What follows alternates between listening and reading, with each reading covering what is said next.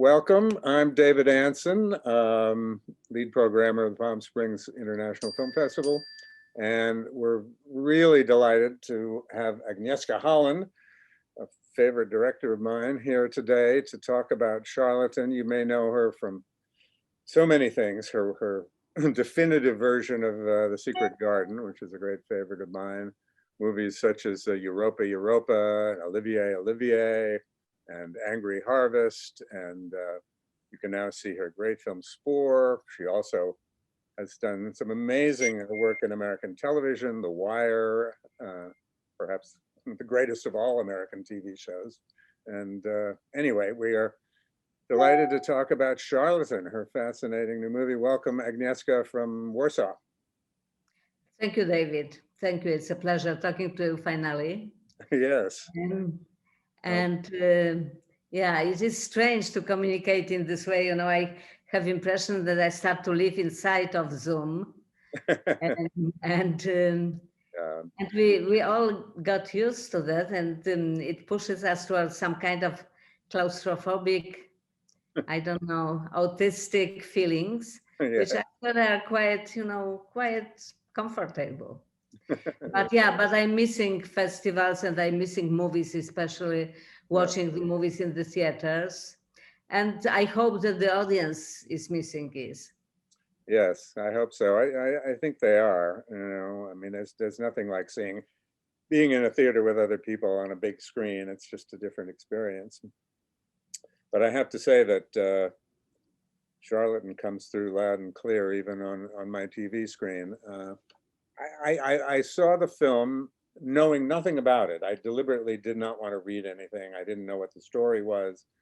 And I was constantly surprised and amazed. And it puts you in such an interesting position because your attitude towards the main character, towards Jan, is constantly shifting. There's such ambiguity about it. He's such a complicated character, which you don't get to see in too many movies, where someone who is both very morally compromised and very good and very controlling. And what drew you to this story in the first place, Agnieszka? I think that in the complexity of the character in the first place, that is the immediate attraction, because it's not that we don't have dark characters in our movies or on television, but you are right, it's good or bad, it's or. Right. And this polarization of the characters reflects somehow the polarization of our world, when the dialogue and the nuances and the shadow places and grayish areas are forbidden somehow. And the people are very judgmental, and the people are very literary. The literacy became some kind of the disease when receiving the art or the culture or the story. I've seen, when I read the script, I've seen several potentials, and one of the potential was the complexity of this character, who possesses incredibly rare gift, because I think personally he's not a charlatan. He's not a crook. He's the herborist with very special skills, instincts, intuition, and the science, because he really learned about the herbs, medical herbs, everything which was possible to know. Yeah. And he wants to give it to the people. It means he's a giver. He's a healer. It means he's positive character. But at the same time, he falls constantly into the holes of darkness, which are partly because of the world he's living in. He pushes him to some kind of extreme behavior or conformist behavior. And partly because he taking all his strength from the nature is incapable to accept his own nature, his own identity. So it's many subjects in this story which somehow resonates with my previous questions in my previous films. Yeah. With Europa, with Total Eclipse, with A Spore as well. yes, with Spore, yes. Yeah. When you were approached, then the script was already written by Marek Epstein, yes? Right. Was the script what you filmed, or did you work with him? Did you reshape it? Did you? Which we've been working together. It was actually quite interesting process because he contacted me, him and the producer.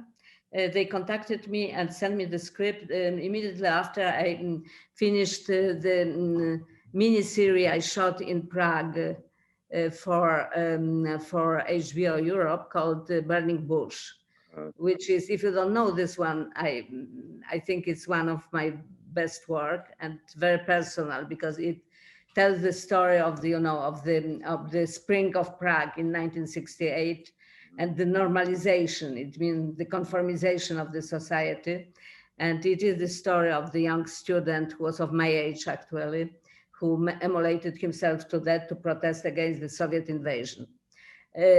So anyway, it was very intense experience for me shooting this film in Czech Republic, and I was studying Czechoslovakia in the film school, FAMU film school. So the Czech culture and history and the mentality is very close to me. So when I finished this miniseries, I immediately received the script, and because the experience of shooting the miniseries was so extremely lucky and happy, I read it immediately. And when I read it, I found a lot of interest in. And it surprised me also. I didn't know the story, I didn't know the man. But I like that it doesn't read like the typical biographical film, biopic. It is as much the fruit of imagination as it is based on the true events. So I say yes, but I had another movies I already agreed to. It was Spore and Mr. Jones, and also two series I was attached to. So I told them, okay, but you have to wait for me like 3-4 years. And they waited. They did. And, yes, they did. Really they really wanted me. And during this time, we did the part of the casting. We casted the main character. And we've been working on the script. With Marek came to Warsaw after we met in Prague, and I remember the moment when finally I started the real prep, and it happened immediately after I finished Mr. Jones, and before even finishing completely, I started already work on Charlatan, so it was overlapping, and I was, of course, in completely different places after those two movies and some years than I've been when I read the script for the first time and said yes. And I had the week of terrible anguish because I was unable to remember why I wanted to do it, why I wanted to make this film. It was very strange. It never happened to me before, and I never had such a long gap. 3 years had passed. Yeah, and it was even 4. And and every film is changing you, and like it's a bit like with the billiard. You have this ball, it goes into this direction. After it, it bumps into the band, and it goes into another direction. So I was a different person. But after a week, I knew. It means I put myself on the rails, and that became clear.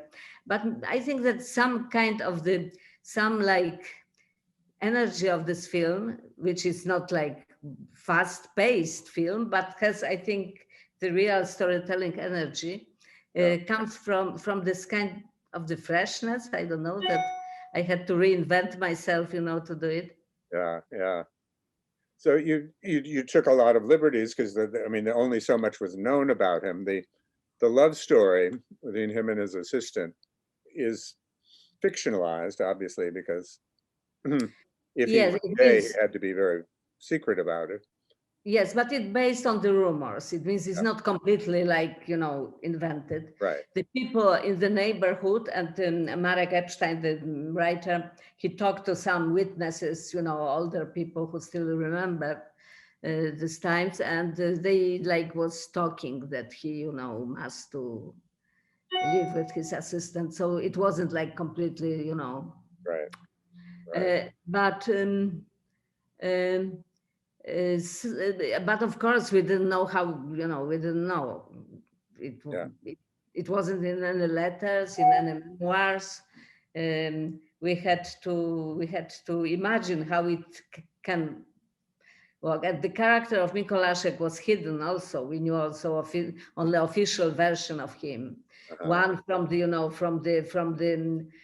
police reports, communist police reports, and before the war also it was some depositions about him. Some, the people who've been jealous that he has money or something, so been writing some dirty stuff about him.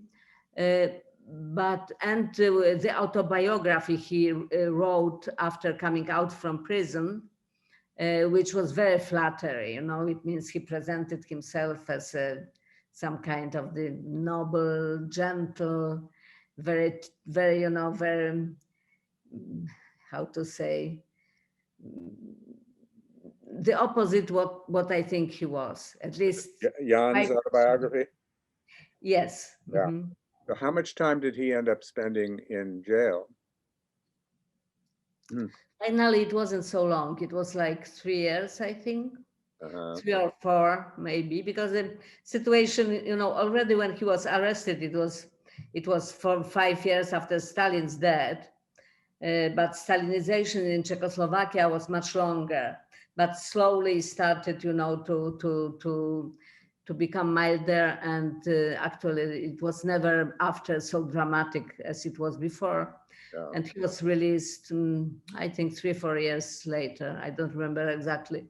Anyway, he never officially, at least, healed again. He never practiced his skills. Yeah. And he never met his assistant. Oh, really? And how long did the assistant stay in jail? Is it, about the same amount of time, I think, finally. Yeah. So in reality, it ended much less dramatic that it suggests our ending. But it's why also we made it open, because what was important to us to show some kind of the moral, moral battle between the two men. Yeah, yeah. And the battle, I mean, it's actually the battle within Jan. You have those 2 scenes where he's sort of, well, it's not flagellating, where he's on his knees on the rocks in front of the, you feel his inner torment about his sexuality in those scenes, but it's never, it's just you plant it there, but it's just suggested visually. Yeah, yes, he punished himself for sure. Yeah. At the same time, it was the most beautiful thing which happened to him, and he was unable to accept it. It wasn't only that it was officially forbidden, because it was punishable in this time. Right. But yeah, I think that his vision of himself, of the persona he wanted to project into the world, this mix of the mentor and the god, it was incompatible with this kind of dirty love. Right. When did you know, when you cast Ivan Trojan, that he had a son who was also an actor? Actually not, it means I knew that he has, Ivan has 4 sons, and I knew that he has 4 boys, but I didn't know that the second one looks like him and projects the same kind of aura and wants to be an actor. And that it was the lucky part of those 4 years, because when we started, Joseph was 14 years old. capable to play this role. And when we finally started, to the prep, he was in the perfect age, and he without even his father knew, he presented himself to the casting director, and Really? asked if she can Yeah. test him. Yeah. So So it was like the special gift this boy. it's having him play himself as a young man. He's very good in it. Yeah, And I got some critic prize in Czech Republic for his role, and he was thanking his son, and told, "I gave you the life, and you gave me my youth." is the incident the first flashback we see is that scene where he's forced to in the firing squad scene is Hmm? is that something that we know happened, or is that something that you speculate about? Jan, we don't know for sure. He was the soldier during the First World War, and but this story we read, I think, in different biography. I think it wasn't in his, if I remember correctly. Uh-huh. It's funny when you mix, and I will tell that it's like 80% of the reality in the story, and 20% of our imagination, maybe 30, 70, difficult to judge. But when you are doing the movie, after a while, you really believe that you created everything, Yeah. that you are the owner of the entire story, and what really happened and what didn't is difficult to recognize after a while. Sure. What was funny, when I shot Europa, the real character, he came and he watched the movie, and I knew that some scenes I invented in Europa. And he, after watching the movie 5 or 6 times, started to believe that it really happened to him. Mm. So Mm. It's a movie I'd like to see again. I remember it was the opening night film of the New York Film Festival. right. Europa, rainy night. I remember it well. Talk a little about, I understand that you had an idea for the visual style of this film before you started shooting, and that it changed when you actually. Yeah, I was, we've been discussing with the DOP, who is a friend and very talented man, and very, like, sensitive and great collaborator. And we didn't have like only thing I knew is that I want the present time. It means when Jan is oldest and, was arrested, and so to be more monochromatic, and the memories to be more colorful. And it's a bit the opposite with what normally is happening. Mostly we have like the present is colorful, and after the flashbacks are more like, black and white or something. Yeah. That we knew. But I was afraid that it will be static, that the story will be, like a little stiff. So we decided that we'll be moving camera a lot.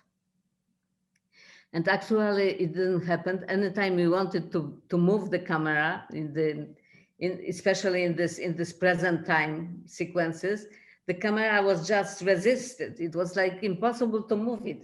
She was telling to us, "No, it's not right."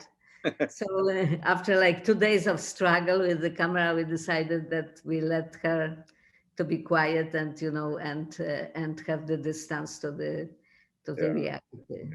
Well, I think it increases the intensity and the intimacy of the film, which grips you right from the start and really never lets go. It's an extraordinary film. How has it been received in the Czech Republic? Has it shown there? Really we've been lucky in these unlucky times for the movies, because the movie is supposed to open after Berlin Film Festival in March in Czech Republic, in Slovakia. And the COVID came, and, lockdown, and the cinemas have been closed. So the producers and distributors decided to open it in August, which normally is not a good time for opening of the movie. And that was this, interruption between 2 waves of pandemics. And the movie suddenly was extremely successful, made twice it means for Czech standards, of course, Mhm. made twice as many audience as we expected before pandemics. Mhm. So, and probably would make more, but they locked the cinemas again. So we just, but it was lucky anyway that we take advantage of this time in the good way, and that the movie was really liked by the audience and was very, widely analyzed. And Czech Academy decided to present it as Czech entry to the international Oscars, Yes. which is, very nice for me because I'm not Czech citizen, I'm Polish Right. and Right. living in France and in LA, but they adopted me and they decided that this film is probably the best what they, Yeah. And it made the short list. So and it made the shortlist, yeah. yes. Well, I mean, your career has been so unusual in that you've worked in Poland, you've worked in Czechoslovakia, or the Czech Republic now, you've worked in France, you've worked in Hollywood, you've worked in New York. I mean, how different is it working in Czech, making films there than it is, say, working on something like The Wire or the Secret Garden in England? I mean, Well, every experience is different, but I like, actually, I think that I feel happiest when I shoot in Czech Republic, because it's the mix of American professionality and some kind of, relaxed and very, friendly, imaginative, open attitude during the work. yeah. Yeah, it's very inspiring. I never shout on the set in Prague. Uh-huh. It happened to me to shout all the time in Germany, for example. In Poland, sometimes I do, sometimes not. In America, I'm not shouting because it's not allowed. We have to behave in American cinema. But I like shooting in US and in Canada. I like that the people are so proud that they are working on the set. This is such an important industry in US that the people who are working as a filmmakers on many levels, they feel like their craft is really important, and you can feel this attitude. It's not necessarily always like that in Europe. Uh-huh. Not in UK, for example, not in Germany. Yeah. Um, and working on the series is different than working on my own movie. And in terms of the artistic freedom during the movie making, the Europe is still much freer. It means when I do, and I'm doing quite small movies, they are not expensive films. Yeah. So less expensive it is, more of freedom you have. Hmm. And it can be more personal. Yeah. Do you still have that freedom in Poland in the Yes. current political climate? Well, so far, yes, I do. So far, they somehow spare this cinema. Maybe the censorship will be coming now. But so far, to my surprise, actually, because I expected that it will be, that it will Yeah. be, that it will be pretty quickly, like cut down. But no, it's also the very dynamic generation of Polish filmmakers who are talented, and I think really making like beautiful, interesting, personal movies. Women, a lot of women actually, and men. Yeah. So it's a good period for Polish cinema, Yeah. actually, even in the circumstances. Yeah.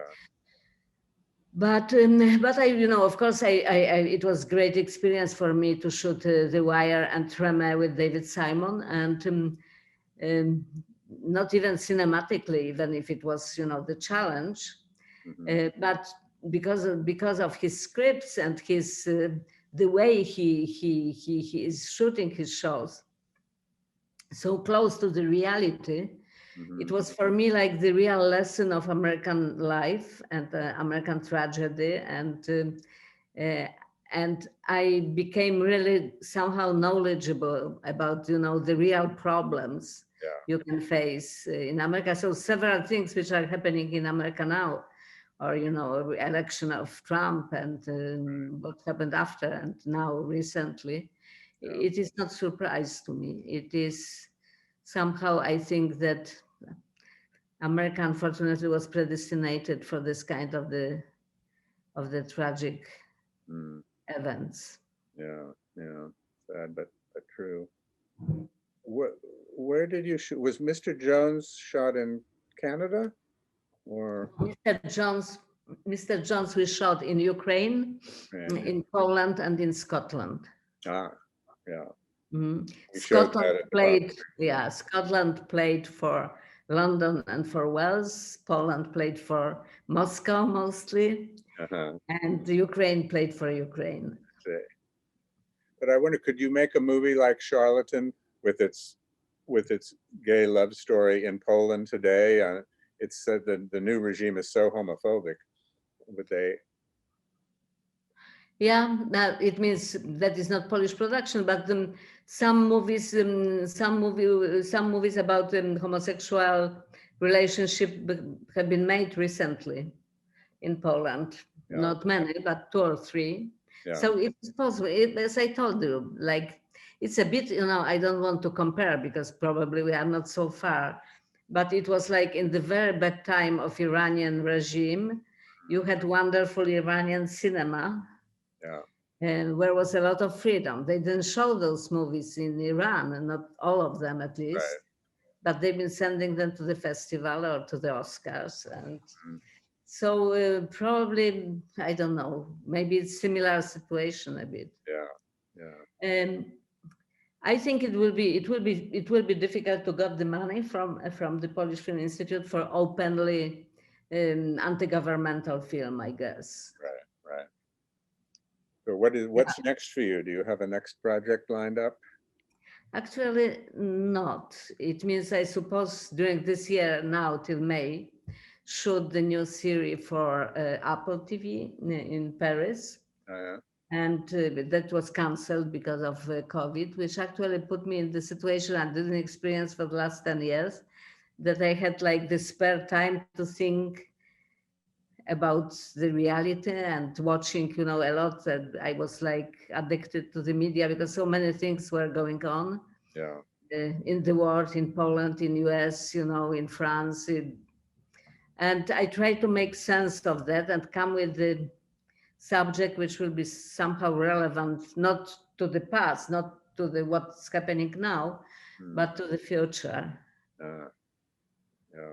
And I have some little projects of miniseries, which I hope at least one of it will work. But I would like to make the movie, which will be provocative and premonitory. Yes, I'm sure it will be. One other question. Have you ever thought about writing your memoirs? Well, no, and now it's difficult because I never kept the archive. And I have some, papers but I was moving so much that I didn't collect the documents. And now I don't remember many things. I just forgot many things. So memoirs maybe, but a young journalist of the Newsweek Poland, actually, she's writing the book about me. And she's collecting a lot of things, so I think it will be she will do it instead of me. Where is she from? She is a Polish film critic, working for Polish edition of Newsweek. But she's writing this book independent. You've been writing for Newsweek also, didn't you? Yes, I was their critic for over 30 years. For a long time. Yeah, I remember reading your critics. Yes. I was actually looking back at. I was just rereading my review of The Secret Garden, which was an absolute rave. Made me want to see it again. Well, actually, I watched it in the plane because somebody next to me was watching, like last year. So I was like looking like that. And after I put mine on, and I was really moved. I thought that it's quite wonderful. So I think it's not aging. You can watch it. It is wonderful. It's the definitive secret garden. Well, Oh, they tried to make new one now, but I heard it's not so good. So yeah, I think I'm going to avoid it. Don't want to ruin my memory of your film. Well, thank you so much for doing this, and thank you for Charlatan, which I hope makes the 5. It's really deserves it. well, it is very long short list this year because it's 15 instead of 9. So everyone are nervous. And Charlotte, I don't know if you watched the movies. I was watching my colleagues' films, and there's quite a wonderful collection of films this year. Yeah, very, very good ones. You know, I've seen, I think, I've seen 13 of the 15 final films, and there's a lot of good stuff. So it's difficult to say. Yeah. But of course, I will be very happy for my country, Czech Republic. Yes. In the 5. And when is Strand Releasing has picked it up for the US? Do you know when they're going to release it? Well, it depends on the situation, I think. Yeah. Because if you know, I think that now only release possible now is on the platforms, and I think that Marcus would like to open in the theaters, and believe me, it's much better in the theater. Yeah, I'm sure that's true. Well, thank you. It's been a pleasure to talk to you, and thank you. Be safe. I hope our audience enjoyed it. I hope to see you somewhere further down the road. Thank you.